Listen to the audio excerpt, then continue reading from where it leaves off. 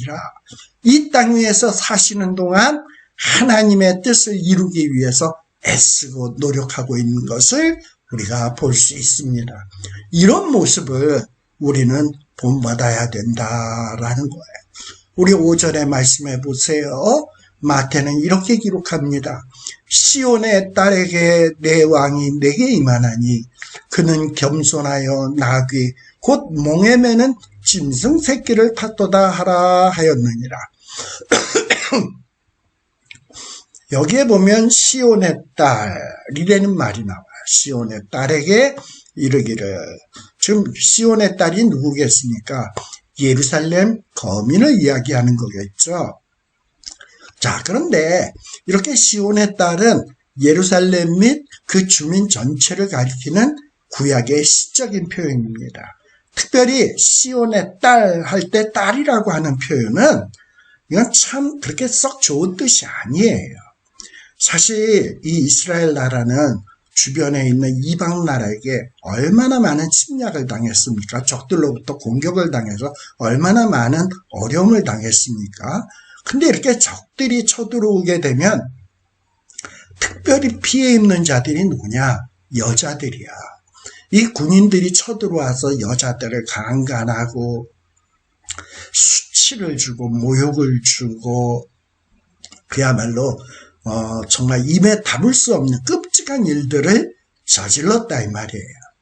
그러다 보니까 이 시온의 딸들은 역사적으로 이방 나라의 침략을 받아서 정말 고통과 어려움을 많이 겪었던 자들이에요.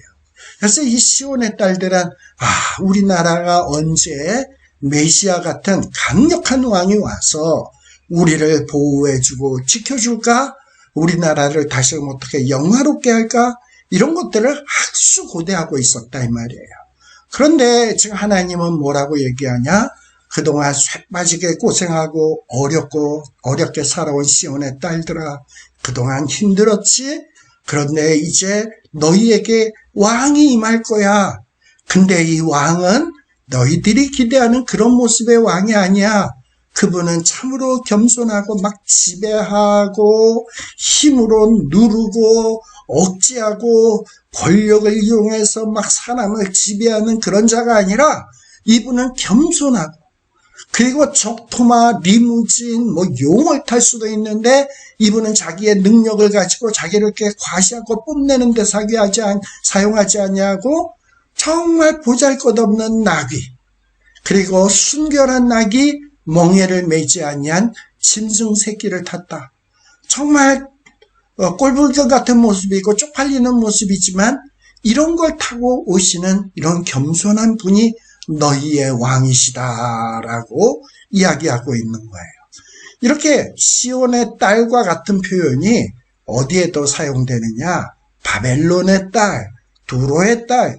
하나님이 훗날 바벨론을 심판하시고 두로를 심판할 때 이 바벨론의 딸들, 바벨론은 이 페르시아, 바산 나라에게 완전히 초토화됐죠.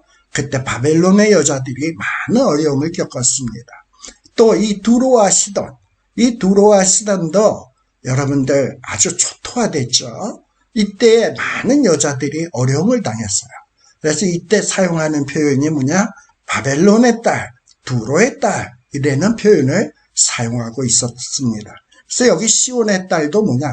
그동안 고통당한, 고난당한, 수치를 당한 그런 자들아 라는 거예요. 이제 그런 어려움을 당한 자들아, 너희에게 진정한 왕이 오는데 이 왕은 세상의 권력자가 아니다. 세상에 자기를 뽐내는 자가 아니다. 이분은 겸손하다, 순결하신 분이다 라는 거예요. 자, 이런 분이 우리의 왕이시니 우리는 얼마나 행복합니까? 그래서 우리가 찬양을 할 때 왕이신 나의 하나님, 내가 주를 섬기고, 이런 찬송을 할 때 마음속에 정말 좋으신 우리의 왕, 겸손하신 왕, 순결하신 왕 하는 이분이 나의 왕이다라는 이런 감격이 우리에게는 있어야 되는 것입니다. 자, 그런데 여기 시온의 딸들아 내 왕이 너희에게 임한다라는 이 말씀은, 이 오전의 말씀은 이것도 하나님의 말씀을 이루기 위해서예요. 이것은 특별히 5절은 구약의 이사야 62장 11절, 스가랴서 9장 9절의 말씀을 인용한 겁니다. 이렇게 예수님은 걸음걸음마다 하나님의 말씀을 이루는 삶을 사셨어요. 이사야 62장 11절에 보면 여호와께서 땅끝까지 선포하시되 너희는 딸 시온에게 이르라. 보라 내 구원이 이르렀느니라. 상급이 그에 있고 그 보응이 그 앞에 있느니라. 이미 구약의 이사야서에 메시아가 임하게 되면 시온의 딸에게 복음의 소식이 전파될 것을 선포하고 있습니다. 시온의 딸에게 이르라. 내 구원이 이르렀느니라. 그분에게는 상급이 있고 보응이 있다 라고 기록해주고 있어요. 물론 이사야서 62장 11절 구원의 선포에 의하면 상급이 있다, 보응이 있다, 이런 건 마치 전쟁에 승리한 개선 장군이 열심히 싸운 사람에게 상급을 주고 보응을 해주는 정복군주, 강력한 통치자의 모습을 보여주죠. 이렇게 이사야서의 마태복음 21장 5절의 앞부분은 이런 세상의 어떤 왕의 모습을 보여줘요. 상급을 주고 보응을 해주시는 그런 분. 아주 강력하신 분이에요. 근데 이런 강력한 능력이 있고 상급을 줄 수 있는 권세가 있고 보응이 있는데도 불구하고 자기를 과시하는 데 사용하는 분이 아니라 스가랴 9장 9절에 보면 시온에 따라 크게 기뻐할지어다. 예루살렘에 따라 즐거이 부를지어다. 내 왕이 내게 임하시나니. 이 왕은 너희에게 임해서 자기 권력을 뽐내고 자기를 드러내고 자기의 권력을 가지고 너희를 지배하고 억누르는 것이 아니라 이분은 자기의 주어진 권력을 이용해서 하나님의 공의를 세우고 그리고 하나님의 구원을 베푸시며 정말 약한 자들을 구원해 주시며 그리고 정말 자기를 뽐내는 것이 아니라 겸손하여져서 이런 모습을 보이기 위해서 나귀를 타시고 나귀의 작은 것을 탔다라는 거예요.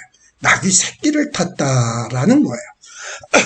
그래서 이 스가랴 9장 9절은 메시아는 사람들이 보통 생각하는 강력한 왕이 아니라 그렇다고 예수님이 강력한 힘이 없는 것은 아니에요.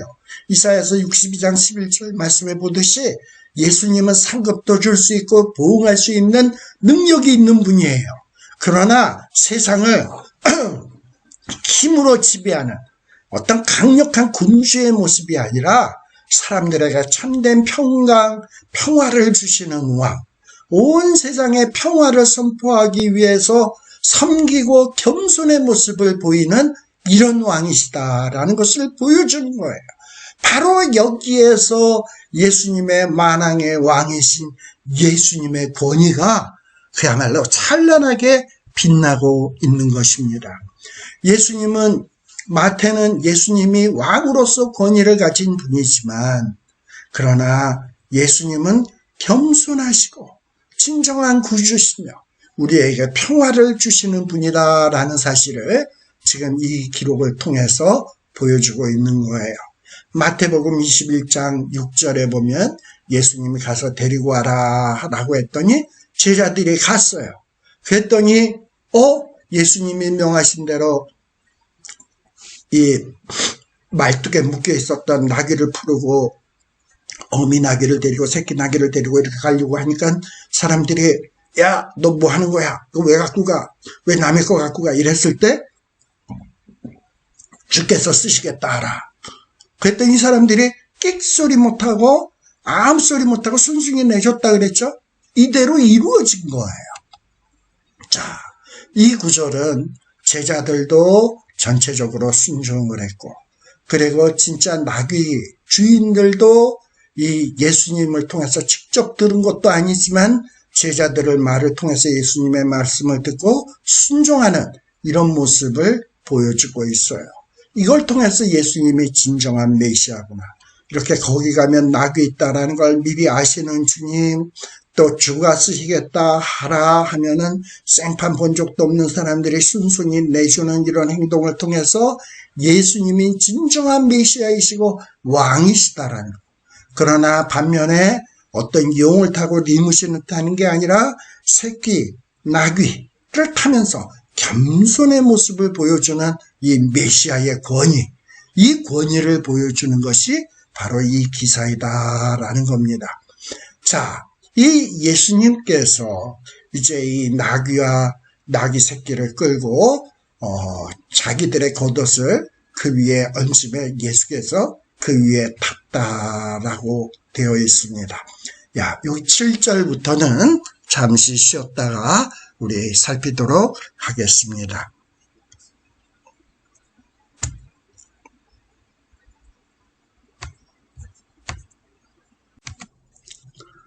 자, 또 이제 다시 돌아왔습니다. 우리 아까 6절 말씀까지 살폈는데 그동안에는 예수님이 제자들에게 저 아랫마을에 가서 나귀를 데려와라 라고 명령하시고 제자들이 그 명령을 예수님으로부터 듣는 내용이 기록되어 있습니다. 실제로 제자들이 아랫마을에 가서 어떻게 했느냐, 나귀를 어떻게 풀어서 갖고 오느냐, 그 과정에서 예수님이 말한 대로 그 사건이 전개된 것은 이 마태복음에는 기록하고 있지는 않습니다. 그러나 이 마태복음과 평행구절인 마가복음 11장 4절에서부터 6절은 정말 예수님이 시키시는 대로 제자들이 했고 또 그 마을 사람들이 주가 쓰시겠다 하라 하니까 어떤 토도 달지 않냐고 나귀를 내어준 내용이 아주 상세히 기록되어 있습니다. 마태복음에는 기록되어 있지 않아요. 자, 그러면 이제 7절의 말씀입니다.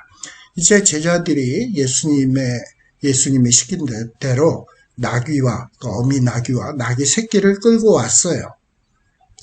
그리고 제자들이 자기들의 겉옷을 벗어서 그 새끼 나귀에 얹었고 그리고 예수님이 그 위에 타셨다라고 기록되어 있습니다.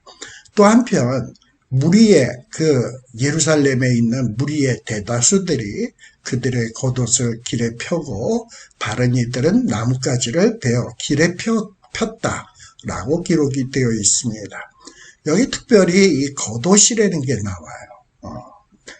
자, 그리고 또 예수님이 이제 나귀를 타고 가니까 사람들이 예수님 앞에 가는 무리, 뒤에서 따르는 무리들이 소리를 높여서 호산나 다윗의 자손이여 찬송하리로다 주의 이름으로 오시는 이여 가장 높은 곳에서 호산나 하더라 라고 찬양하는 장면이 그려지고 있습니다. 자, 예수님은 나귀를 타셨어요. 나귀는 원래 짐을 지는 짐승입니다. 등치는 작지만 아주 무거운 짐을 지는 이 짐승, 이게 나귀죠. 마찬가지로 우리 예수님은 겉으로 보기에는 초라하고 흠모할 만한 것이 없지만 이 세상죄의 무거운 짐을 짊어지고 가는 바로 우리 세상죄를 지고 가는 하나님의 어린 양이십니다. 세상의 짐을 지는 그분이십니다. 이게 바로 우리 예수님이에요. 그래서 이 나귀와 예수님 사이에는 묘한 공통성을 갖고 있다. 그리고 예수님이 그런 나귀를 타신다라는 거예요. 그리고 지금 예수님 앞에 많은 무리들이 있고 또 뒤에도 있는데 이 무리의 대다수라는 이 말이 원래 그 헬라어 본문에는 정관사가 붙은 최상급 명사로 기록이 되어 있어요. 아주 많은 무리를 의미합니다. 그래서 영어 성경 킹 제임스 버전, NIV 버전에서는 매우 큰 무리, very great multitude 라고 킹 제임스에는 기록되어 있고 또 NIV 성경에서는 very large crowd 라고 기록이 되어 있어요. 그래서 아주 많은 무리라는 얘기예요. 이따 또 살피겠습니다만 이때 많은 무리들은 유월절을 지키기 위해서 온 순례자들 또 예루살렘 성 안에 있는 주민들, 그래서 한 200~300만 명의 사람들이 있었다라고 이야기를 하고 있습니다. 자, 그래서 예수님 앞에 가는 무리, 뒤에서 따라가는 무리. 그래서 예수님 앞에 가는 무리들은 아마 예루살렘 거민인 것 같고, 예수님을 뒤따라가는 무리는 유월절을 지키기 위해서 예루살렘으로 향하고 있는 순례자의 무리들이었던 것 같습니다. 자, 근데 이런 많은 무리들이 환호의 물결을 지금 이루고 있는 거예요. 이들이 왜 이렇게 환호의 물결을 이루는가? 이미 예루살렘에는 예수님에 대한 소문이 쫙 퍼져 있었어요. 그분은 안진뱅이를 일으킨다더라, 귀신을 내쫓는다더라, 소경을 눈을 뜨게 한다더라, 이 예루살렘에 오시기 전 바로 여리고에서도 두 소경의 눈을 뜨게 했다더라. 그리고 그분의 말씀은 보통 말씀이 아니고 대제사장, 서기관, 바리새인들의 말씀보다도 훨씬 뛰어나다더라. 이러면서 예수님에 대한 정말 무수히 많은 소문들이 쫙 퍼져 있었어요. 그래서 이 예수님에 대해서 호기심을 갖고 사람들이 몰려든 거예요. 어쩌면 오병이어 사건, 그리고 또 그 오병이어 사건 비슷한 게 또 4,000명을 먹이신 사건도 있죠. 야, 저분이 우리의 메시아 왕이 되시면 우리는 식량 문제가 해결될 것이다. 이러면서 정말 예수님에 대해서 얼마나 많은 기대를 갖고 호기심을 갖고 몰려왔는지 모릅니다. 자, 근데 이런 자들이 원하는 것이 무엇이겠습니까? 어떤 자들은 우리의 경제적 문제를 해결해 줬으면 좋겠다. 정치적인 로마의 식민지로부터 해방시켜 줬으면 좋겠다. 어떤 사람은 자기가 병에 걸려서 내 병을 낫게 해줬으면 좋겠다.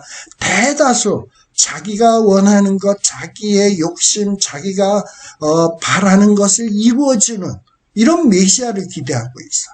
그런데 이 메시아이신 예수님은 지금 어떤 모습을 하고 지금 예루살렘에 입성하는 겁니까? 이 예수님은 하나님의 말씀을 이루기 위해서, 예언된 말씀을 이루기 위해서, 그리고 많은 불쌍한 이 세상의 사람들의 죄악의 문제를 해결하기 위해서, 그래서 이 땅 위에 하나님의 나라를 이룩하고 하나님의 뜻을 이루기 위해서 자기가 가진 권능을 자기를 과시하는 데 사용하지 아니하고 자신이 가진 그 권능으로 남을 섬기기 위해서 거기 가는 길이 고난의 길이지만 입술을 굳게 깨물고 한 걸음 한 걸음 뚜벅뚜벅 지금 예루살렘으로 향해 오는 거예요. 근데 그런 예수님을 향하여 사람들은 자기의 욕심, 바램, 소망을 가지고 당신은 우리의 이 소망을 이루어 주소서, 우리의 욕심을 이루어 주소서, 이런 마음으로 지금 예수님을 환호하고 있는 겁니다. 자, 그런데 지금 예수님이 타고자 하는 나귀의 등에다가 제자들이 겉옷을 벗어서 그 나귀의 등 위에 깔았어요. 자, 아마도 이 나귀의 등에 겉옷을 얹은 것은 안장을 대신하기 위함이다. 그래서 존 칼빈 같은 분은 이 정말 안장이 없어서 안장을 깔 돈도 없고 안장을 살 돈도 없고 그래서 뭔가 안장 대신에 자기네 겉옷을 깔았다. 이것은 제자들과 예수님이 심히 가난했기 때문이다 라고 존 칼빈은 말을 합니다. 그리고 또 어떤 분은 또 뭐라고 얘기하냐, 제자들이 비록 안장은 못 깔았어도 실제 안장을 사서 깔지는 못했어도 겉옷을 나귀 위에 얹어 놓은 것은 이 나귀를 타는 사람에게 엄청난 경의와 순종의 태도를 보이는 것으로 해석해야 된다라고 하는 사람도 있습니다. 또 어떤 분은 이 8절에서 무리들이 이 겉옷을 길가에까지 막 폈어. 등에다도 얹었지만 길가에다가도 편 것은 예수님을 왕으로 영접한다라는 의미로 길가에 옷을 폈다. 옷을 벗어서 폈다라고 주장을 합니다. 사실 이와 같은 사례는 열왕기하 9장 14절에 보면 군대 장관 예후가 이제 왕이 되려고 할 때 이 신하들이 이 예후의 파워에 눌려서 괜히 예후를 왕으로 영접하지 않았다가는 뭔가 크게 불이익을 당할 것 같으니까 이 예후에게 잘 보이기 위해서 예후가 가는 길 위에다가 겉옷을 펴서 깔았다 라고 기록이 되어 있는데, 바로 이런 모습을 따서 예수님 가시는 그 앞길에다가 겉옷을 길게 편 것은 예수님을 왕으로 영접한다는 의미다라고 해석하는 사람도 있습니다.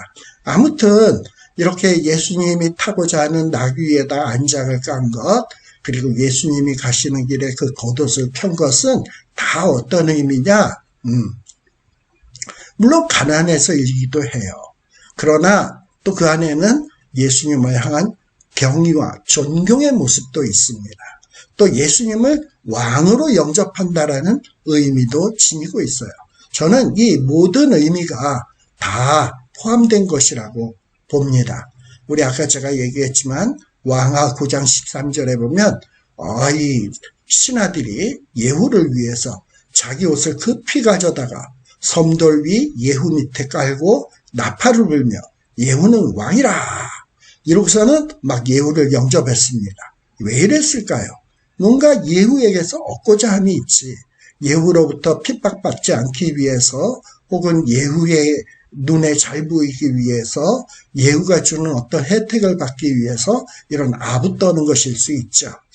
여하튼 이제 예수님이 유월절을 보내기 위해서 이제 예루살렘으로 입성을 하는데, 이 유월절을 지키러 오는 순례자들, 또 예루살렘에 있었던 이 많은 무리들이 그들이 고대하던 메시아, 자기 나름대로 고대하던 그 메시아, 어떤 하나님이 뜻하시는 메시아가 아니라 자기네들이 그리고 있는 그 메시아, 그 메시아의 모습을 이루어 주기를 바라면서 예수님을 영접하고 있는 거예요.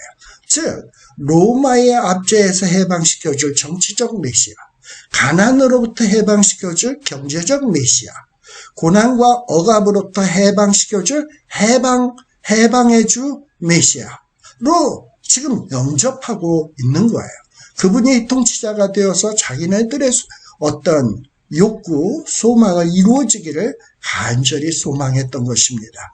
그리고 또 무리의 대다수들은 어떤 일들을 했냐? 나뭇가지를 대어 길에 펴었다.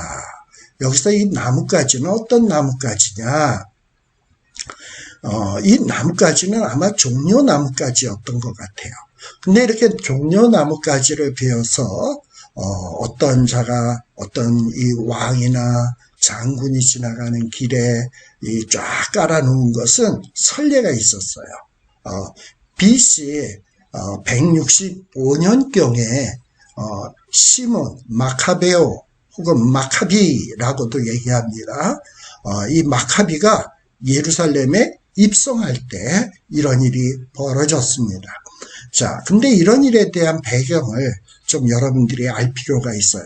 이 BC 2세기경에 헬라의 왕이었던 안티오코스 에피파네스가 이 유대나라, 이스라엘 나라를 쳐들어와 가지고 예루살렘 성전을 점령을 했어요. 그래서 이 예루살렘의 정신, 신앙 이런 거를 말살을 시키기 위해서 이 예루살렘 성전에다가 돼지를 잡아가지고 이 성전에 있는 제단에다가 돼지를 잡아 우상에게 제사를 지내고, 그리고 그 돼지의 피를 성전에다가 막 뿌리고, 그리고 성전에 제사장들이 이렇게 거하는 방들이 여럿 있죠.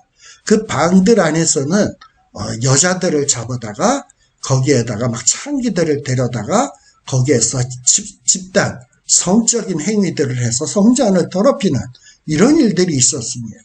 근데 이런 일을 보다 못한, 참다 못한 이 시몬 마카베오 형제가 이 형제들이 힘을 모아가지고 혁명을 일으켜요. 그래서 이 헬라 군대를 몰아내고 안티오코스 에피파네스를 몰아내는 이 혁명 전쟁을 벌입니다. 그랬는데 이 마카베오가 이끄는 이 혁명군이 이 헬라 군대를 사부수고 내쫓게 돼요. 그리고서는 다시금 이 헬라 사람이 아닌 이 이스라엘 사람, 이 마카비가 이스라엘 나라를 통치를 하게 됩니다. 그래서 이런 왕가를 가리켜서 마카비 왕가다라고 얘기를 하는 거예요. 그래서 이 마카비 왕가의 초대 왕이 되는 자가 마카베오인데, 이 마카베오가 이 예루살렘에 입성을 할 때, 이 헬라의 지배를 받으면서 수치와 모욕을 당하던 이스라엘 백성들이 아주 모든 무리들이 뛰쳐나와가지고 이 마카비를 환영을 하는 거야. 막 옷을 길에다 깔고 종려나무 가지를 흔들고 또 종려나무 가지를 밑에다 깔고 이러면서 이 마카비를 환영하던 행사가 아주 화려하게 진행이 됐었습니다. 바로 그러한 선례를 본받아서 지금 예수님이 예루살렘에 입성을 하는데, 사람들이 이렇게 겉옷을 길에다 펴고 겉옷을 나귀의 이 등짝에다가 얹고 종려나무를 흔들면서 지금 예수님의 입성을 환영하고 있는 겁니다. 특별히 이 나귀 앞에 깔아놓은 가지들은 종려나무라고 얘기했죠. 이 종려나무는 승리를 상징하는 거야. 어떤 개선 장군이 들어올 때 그 승리를 축하할 때 이 종려나무 가지를 흔듭니다. 근데 이 종려나무 잔가지들을 베었어요. 근데 이 헬라어 성경에 보면 이 잔가지를 베었다 할 때 이 베다라고 하는 동사가 다 미완료 형태의 동사야. 이 미완료 형태의 동사는 어떤 계속적인 동작이에요. 어떤 동작이 한 번에 끝나버린 동작이 아니라 계속해서 지속되어지고 있음을 의미하는 동사예요. 즉, 사람들이 예수님이 예루살렘에 가까이 오에 따라 그 예수를 옹이하던 무리들이 막 그냥 감정이 흥분되고 고조되어서 나귀가 나뭇가지를 밟고 지나가는 것에 따라서 계속 나무에서 종려나무 가지들을 꺾고 또 그것을 길에 깔아놓고 계속하면서 예수님의 입성을 환영하는 이런 행위를 보여주고 있는 겁니다. 자, 왜 이런 의식을 보여주고 있나? 자기네들의 소망을 이루어 달라는 거지. 자기들의 욕심을 이루어 달라는 거지. 이러면서 이 메시아를 환영하고 있는 겁니다. 이렇게 종려나무 가지를 깔았다. 그리고 종려나무 가지를 흔들었다. 그래서 이 예수님이 예루살렘에 입성한 이 일주일간을 보통 그래서 뭐라 그러냐? 종려주일이다 라고 얘기를 합니다. 종려주일. 이날이 월요일이라 그랬죠. 그래서 고난주간 월요일에서부터 시작되는 것이 바로 종려주일이다 라고 이야기를 하는 겁니다. 자, 그런데 이들이 소리를 높여서 뭐라고 찬양을 했나? 호산나, 호산나 다윗의 자손이여 찬송하리로다. 주의 이름으로 오시는 이여 가장 높은 곳에서 호산나 하도라 라는 거예요. 지금 이 무리들이 9절 말씀에서 찬양하는 이 환호의 소리는 바로 이것도 성경에 예언된 말씀이야. 예수님의 걸음걸음은 다 예언된 말씀을 이루기 위해서예요. 시편 118편 25절 26절에서 인용된 말씀입니다. 특별히 이 시편 118편을 대찬양시라고 얘기합니다. 흔히 시편 113편에서 118편을 찬양시, 대찬양시, The Great Hallel이라고 얘기를 하는데, 이때 시편 113편에서 118편을 이스라엘은 이스라엘의 절기, 특별히 장막절은 초막절이라고도 하죠. 이스라엘 백성들이 애굽 땅의 노예로 있다가 해방돼서 광야에서 자유로운 생활을 합니다. 그것을 기념하기 위해서 지킨 절기가 장막절, 그리고 또 유월절, 이스라엘 백성들이 애굽에서 출애굽을 한 결정적인 계기를 제공한 날이 유월절 아닙니까? 그죠? 바로 그 유월절. 그러니까 장막절, 유월절로 다 해방하고 관련이 있어. 그리고 또 하나의 절기가 뭐가 있냐면 수전절입니다. 이 수전절은 오늘날 우리 달력으로 12월에 지키는데 한우카라고 이야기합니다. 이 한우카의 뜻은 뭐냐? 봉헌이라는 뜻이야. 그러면 이 수전절이 무슨 절기냐? 제가 아까 조금 전에 설명드렸어요. 헬라 왕 안티오쿠스 에피파네스가 이 예루살렘을 더럽혔다 그랬죠. 성전을 아주 모욕을 했다 그랬죠. 그런데 이 안티오쿠스 에피파네스, 헬라 군대를 내쫓은 왕이 누구라고요? 시몬 마카베오. 이 마카베오 형제들이 혁명을 일으켜서 헬라 군대를 내쫓았어요. 그리고 누굽니까? 이 마카비 형제가 이 예루살렘으로 입성을 하죠. 바로 이렇게 헬라에서 해방된 날을 기념하면서 지킨 날이 수전절이에요. 근데 이날 더러워진 성전을 깨끗게 하고 다시금 하나님 앞에 봉헌한다고 해서 한우카라는 말이 쓰여진 거예요. 그게 바로 수전절입니다. 수전절. 바로 이 수전절 때 이렇게 대찬양시, 해방을 기뻐하면서 대찬양시를 불렸던 거예요. 근데 그 중에 한 말씀이 바로 시편 118편 25절, 26절이에요. 이 절기 때에 불렀던 찬양입니다. 이 시편 118편 25절에 보면 뭐라고 되어 있나? 여호와여 구하옵나니 이제 구원하소서. 여호와여 우리가 구하옵나니 이제 형통하게 하소서. 시편 118편 25절의 말씀이에요. 또 이렇게 구원하러 오시는 분은 누구냐? 시편 118편 26절에 보면 여호와의 이름으로 오는 자, 여호와의 이름으로 오는 자, 바로 이 여호와의 이름으로 오는 자가 너희를 축복하였도다라고 되어 있거든요.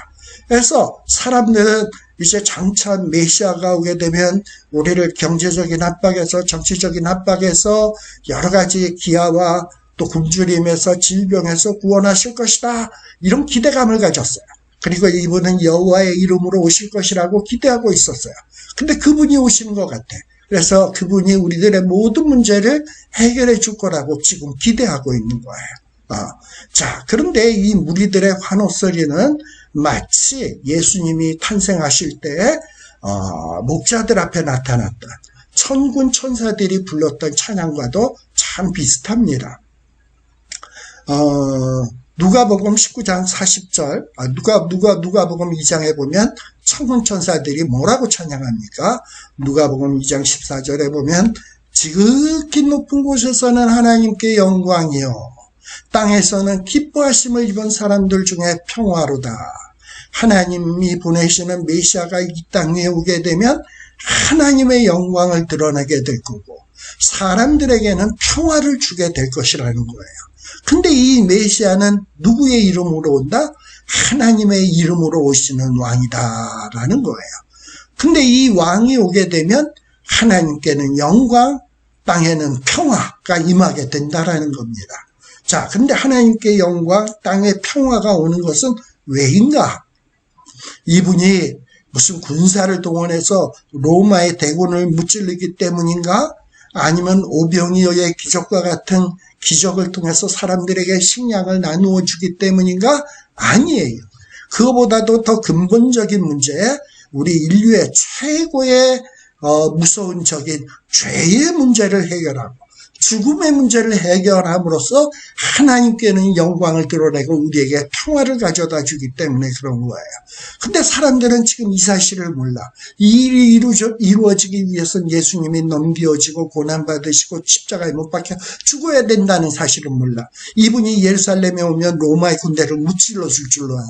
경제적인 문제가 해결해 줄 줄로 알아. 그래서 이걸 이루어 달라고 자기네들의 정성을 동원해서 막 종려나무 가지를 깔고 겉옷을 펴서 깔고 지금 이런 그야말로 난리를 펴고 있는 거예요.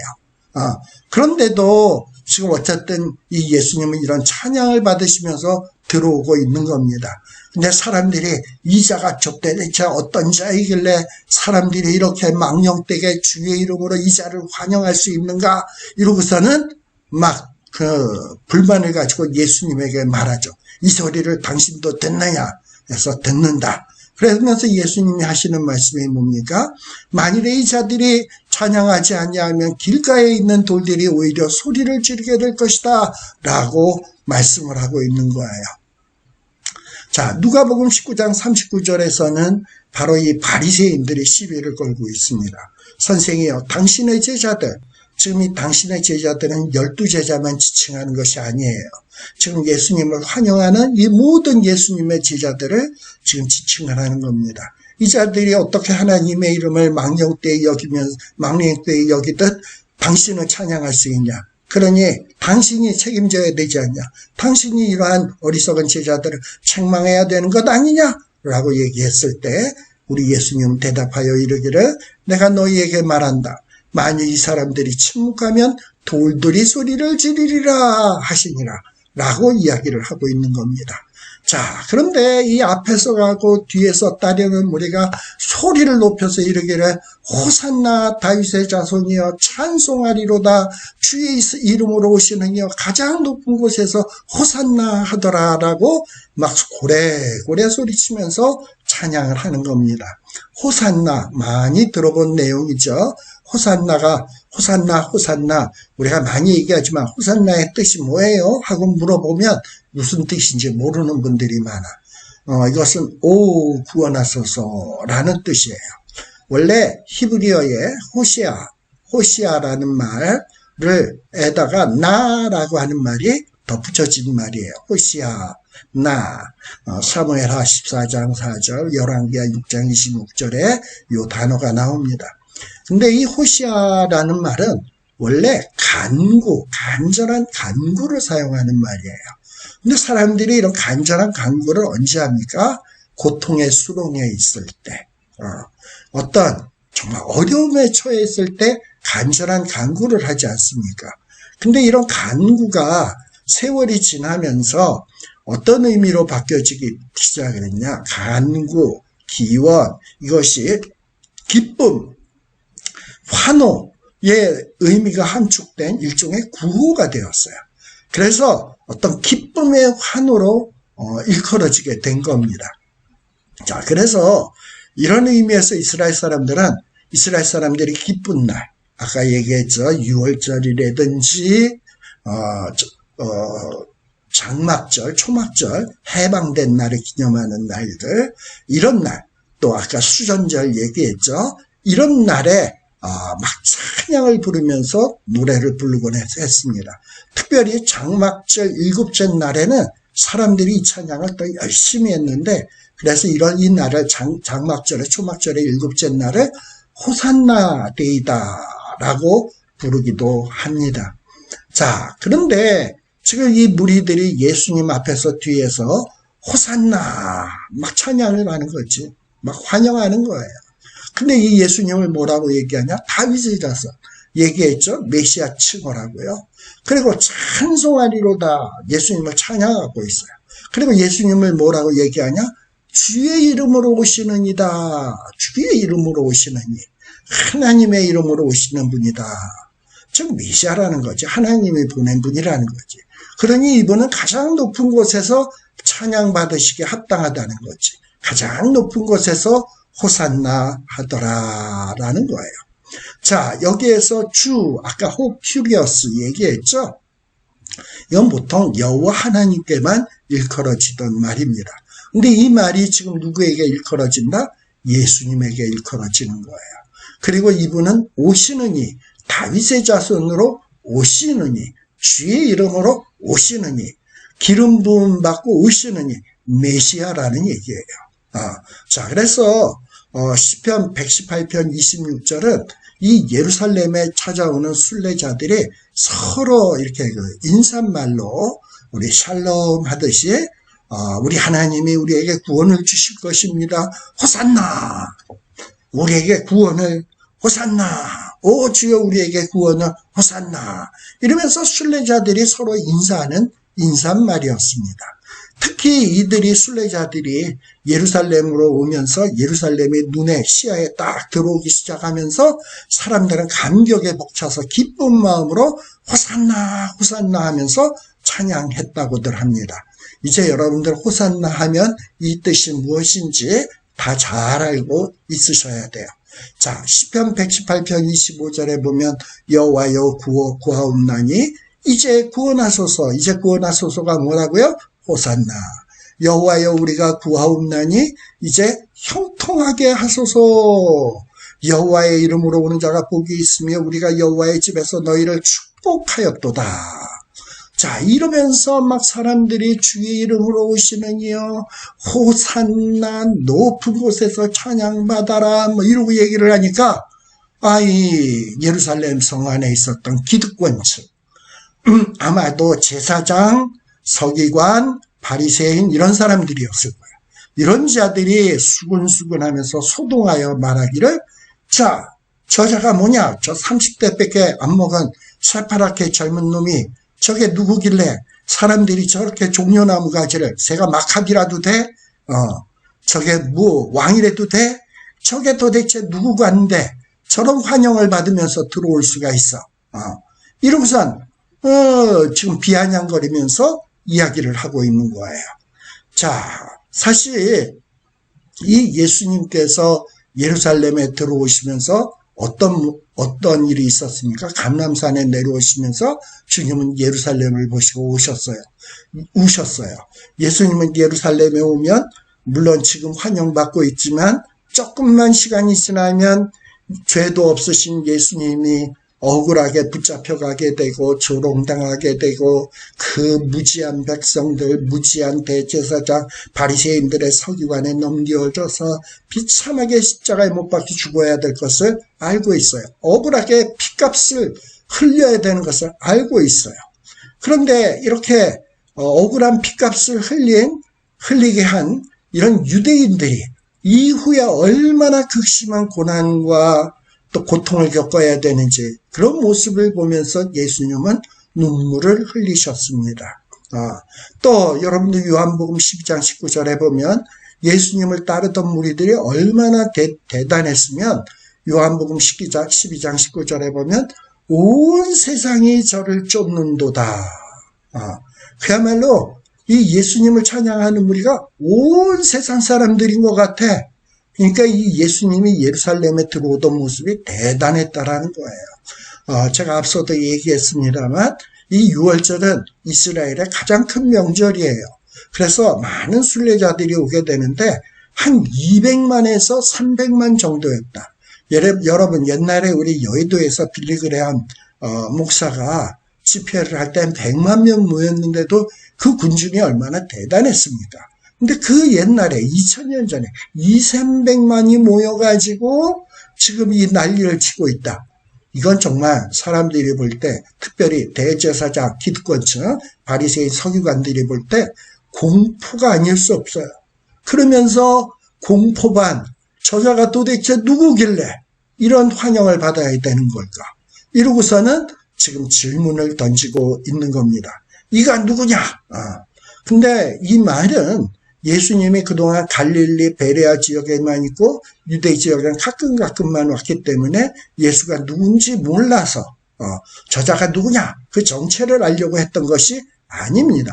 이미 예수님이 어떤 분인가는 소문이 쫙 퍼졌어요. 갈릴리에 있는 목수의 아들이라더라, 또 여러 가지 기적을 행했다더라, 많은 소문이 들려서 알고 있어요. 예수님의 행적과 그 말씀들을. 그러면 여기에서 저가 누구냐라는 것은 도대체 저렇게 환영받을 만한 사람의 정체가 뭐냐라는 거예요. 진짜 메시아냐? 하나님이 보내신 자냐? 이런 거를 지금 질문하고 있는 겁니다. 근데 그때에 사람들이 막 이 사람 저 사람 막 이런 얘기를 할 때 특별히 기득권층이었던 대제사장, 바리새인 이런 사람들 이 예수님이 인기 끄는 거가 배 아파서 견딜 수가 없죠. 우리도 사촌이 땅을 사면 배 아파서 견딜 수가 없죠. 그러니까 이런 사람들은 예수님을 뭔가 깎아내리기 위해서 뭐라고 얘기하냐? 갈릴리 나사렛에서 온 선지자 예수야. 이러고 얘기를 하는 거예요. 갈릴리 출신이야. 나사렛 출신이야. 이러고선 그 예수야. 라고 지금 얘기하고 있는 겁니다. 지금 갈릴리 나사렛에서 나온 선지자 예수는 결코 좋은 뜻이 아닙니다. 선지자가 나올 수 없는 천한 곳은 나사렛 출신 예수라고 하는 비아냥거림이 내포되어 있는 말이에요. 자, 지금 이 바리새인들 제사장들의 생각은 뭐냐?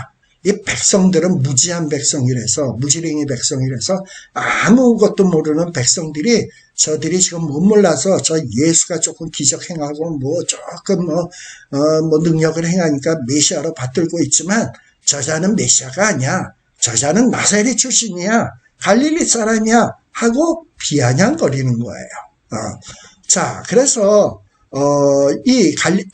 대제사장과 바리새인들은 예수님에 대한 사실을 이미 들었어요. 예수님의 기적도 보았어요. 소경이 눈 뜨는 거 봤고, 안진뱅이가 일어서는 것을 보았고, 벙어리가 말을 하는 것을 보았고, 사람들이 꿈을 꾸고 비전을 보는 것을 보았어요. 이거 다 메시아에 대한 예언이고 그것이 성취된 거야. 이거를 보고 들었음에도 불구하고 예수님을 메시아로 인정을 안 해.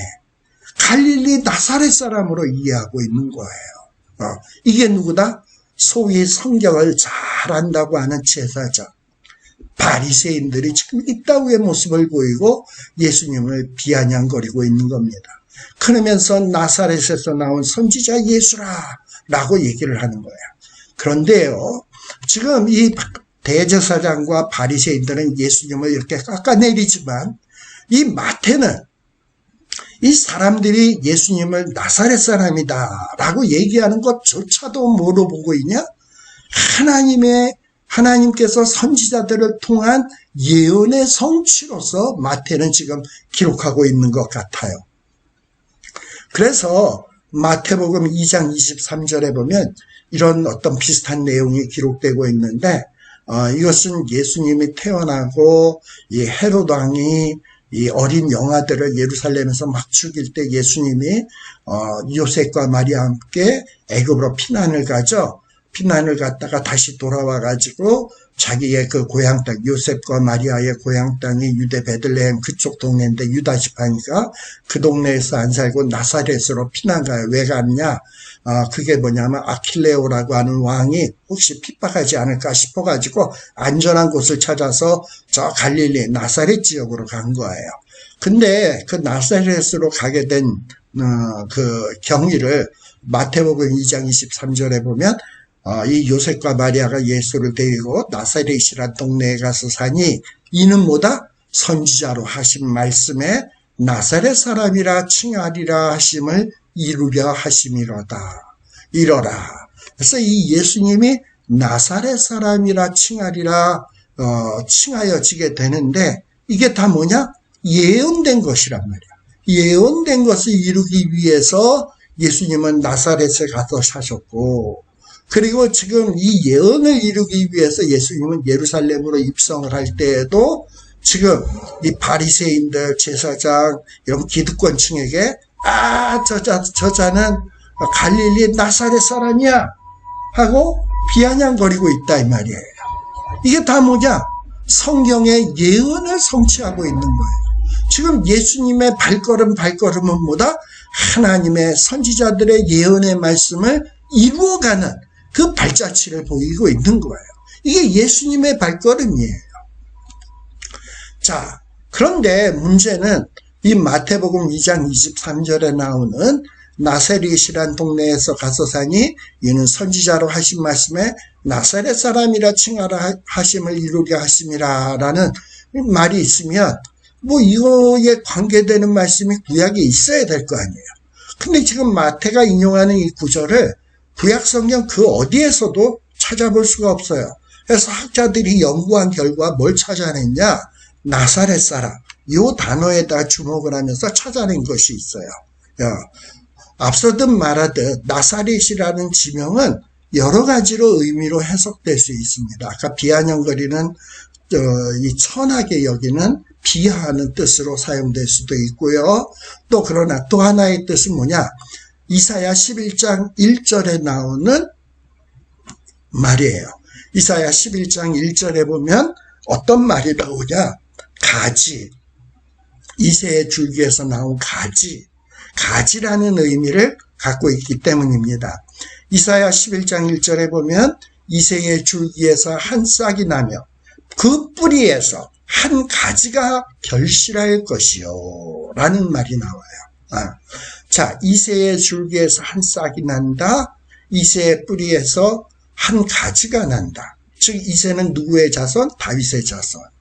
그리고 다윗의 한 줄기겠죠, 이새도. 그리고 근데 그 뿌리에서 뭐가 난다? 한 가지. 이새 같은 사람이 날 것이고 그 가지에서부터 뭐가 나온다? 결실하게 된다. 그래서 나사렛 가지에서 나온 사람. 근데 이 가지라는 말이 히브리어로 뭐냐? 네체르라는 말이에요. 이 네체르라는 말을 모음만 바꾸면 뭐가 돼? 나사르가 되죠. 그래서 나사르와 네체르는 이 모음이 똑같아. 그래서 이 나차르라는 말이 이게 어떤 성경 말씀이냐? 이새의 줄기에서 한 싹이 나며 그 뿌리에서 한 나차르가 결실할 것이요. 거기에서 나오는 자가 누구다? 메시아인데 바로 이 나차르의 사람. 이게 바로 메시아다라는 거예요.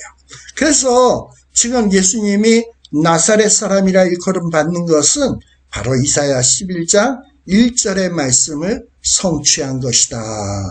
예수님이 태어나서 아킬레오의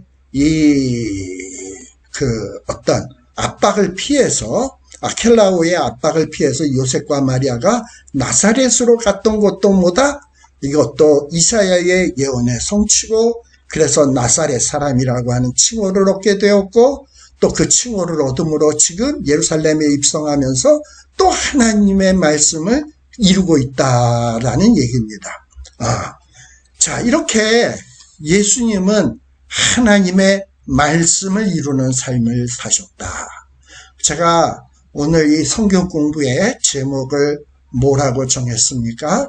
참된 권위는 어디에서 나오는가? 자기 과시, 선전, 자기를 드러냄, 어떤 화려함, 힘, 그리고 지배, 억압에서 권세가 나오느냐? 아니다. 진정한 권세는 하나님의 뜻에 순종해서 하나님의 말씀을 이루는데 진정한 권위가 나온다. 그리고 이 진정한 권위는 자기를 드러내고 과시하고 뽐냄으로 되어지는 것이 아니라 섬기고 그리고 그 권위를 막 남용하는 것이 아니라 그 권위를 약자들과 하나님의 영광을 돌리고 남을 섬기는 데에 자기의 그 권세를 사용을 할 때 그 권세가 빛이 나고 참된 권위로 정말 빛나게 되는 것입니다. 오늘날 이 세상의 권세자들에게 하나님께서는 권세를 주셨어요. 저와 여러분들은 이 위정자들이 그 권세를 자기의 욕심, 자기를 드러내는 데 사용하지 말게 하시고 정말 이 불쌍한 백성들을 섬기고 돌보며 이들을 위해서 공의와 정의를 실현하는 데 사용하게 해달라고 우리는 기도해야 할 것이에요. 그리고 이들이 자기가 가진 권위로 가지고 자기의 욕심과 자기의 이익을 이루기 위해서가 아니라 하나님의 뜻, 하나님의 정의, 하나님의 나라를 이루는 데 사용하게 해달라고 기도해야 될 거예요. 그리고 저와 여러분들도 마찬가지입니다. 저와 여러분들도 하나님이 이 모양 저 모양으로 우리에게 여러 가지 권세를 주시고 능력을 주시고 힘을 주셨어요. 근데 이것을 가지고 나를 드러내고 나를 뽐내고 자랑하는 데 사용할 것이 아니라 정말 연약한 자들을 돌보며 연약한 자들에게 힘이 되어주며 연약한 자들을 섬기며 이 땅 위에 하나님의 나라가 이루어지도록 하는데 우리에게 주신 권위와 힘을 사용할 수 있는 저와 여러분 되시기를 간절히 축원드립니다. 기도하겠습니다. 하나님 아버지 감사드립니다. 또 우리가 하나님의 말씀을 공부하면서 진정한 권위는 어디에서 나오는가 하는 것을 예수님의 모습을 통해서 살피었습니다. 아버지 하나님, 우리 예수님은 정말 앞날도 훤히 내다보는 신통방통한 능력이 있는 분이십니다. 안진뱅이를 일으키고 소경의 눈을 뜨게 하시고 귀신을 내쫓으며 그야말로 오병이어를 가지고 5,000명을 먹일 수 있는 놀라운 능력을 가지신 분이십니다. 근데 이 모든 능력을 정말 지렁이만도 못한 우리를 위해서 사용하셨고 우리의 죄 문제를 해결하기 위해서 사용하셨고 자기를 드러내기는커녕 자기를 낮추어 십자가에 못 박으면서 우리를 위하여 물과 피까지 다 쏟아 부어주시며 우리를 섬기셨습니다. 아버지 하나님, 정말 이 주님의 모습이 진정한 권이요, 이 주님의 모습이 영광 받으시기에 합당한 권세자의 모습이요, 참된 왕의 모습이십니다. 이 주님을 닮게 하여 주옵소서. 이 세상에 정말 못 모르는 권세자들이 정말 화무백일홍, 정말 권불 10년 이런 말도 정말 제대로 이해 못하면서 권세를 함부로 남용하며 자기네들의 그 사리사욕을 채우며 엉뚱한데 공의를 짓밟으며 정의를 짓밟으며 사용하고 있는데 아버지 하나님 이들을 불쌍히 여겨주시고 이들이 정신 차리게 하여 주옵소서. 물론 남 탓하기 전에 우리 자신들이 우리를 돌아보게 하여 주옵소서. 우리에게도 힘과 권세를 주셨는데 이 힘과 권세를 가지고 우리도 남을 섬기게 하여 주시고 주님의 뜻이 이루어지는데 우리에게 주신 힘을 사용하는 우리 모두가 되게 하여 주시옵소서. 예수님의 이름으로 기도드리옵나이다. 아멘. 자, 이상으로 마치도록 하겠습니다. 수고하셨습니다.